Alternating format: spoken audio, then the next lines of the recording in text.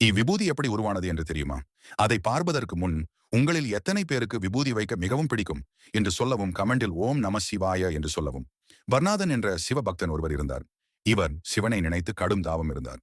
தண்ணீர், உணவு என்று எதுவும் இல்லாமல் தவம் இருந்தார், சிவனை மட்டுமே நினைத்து. ஒரு நாள் அவருக்கு கடும் பசி ஏற்பட்டது. தவத்தை கலைத்து கண் திறந்து பார்த்தார்.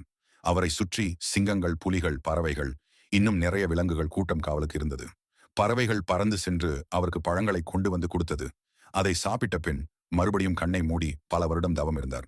பல வருடங்கள் கழித்து தவத்தை முடித்த பின் சிவபெருமானை வழிபடத் தொடங்கினார். ஒரு நாள் புல்லை வெட்டும் போது அந்த அருவாள் அவர் கையில் பட்டு ரத்தம் வரத் தொடங்கியது. ஆனால் அவர் எந்தவித பதட்டமும் இல்லாமல் இருந்தார். ஆனால் அவரை எப்போதும் காத்து அருள் புரியும் சிவபெருமானால் இதை பார்த்து தாங்க முடியாமல் அந்த சிவனே வேடர் உருவில் சென்று பர்னாதர் கையை பிடித்து ரத்தம் கொட்டும் இடத்தை பார்த்தார்.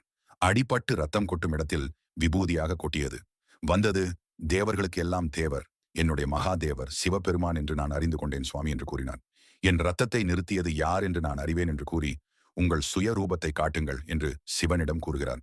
உடனே சிவபெருமானும் காட்சி கொடுத்தார். உனக்காகவே சாம்பலை உருவாக்கினேன். அதனால் இந்த சாம்பல் இனி விபூதி என்று அழைக்கப்படட்டும். இந்த விபூதியை பூசுபவர்களிடம் துஷ்ட சக்தி நெருங்காது என்று கூறினார். உங்களில் எத்தனை பேருக்கு சிவபெருமானை பிடிக்கும் என்று கமெண்டில் சொல்லவும், எங்கள் பொதுநலம் யூடியூப் சேனலை லைக் அண்ட் சப்ஸ்கிரைப் செய்து கொள்ளுங்கள். ஓம் நம சிவாய்.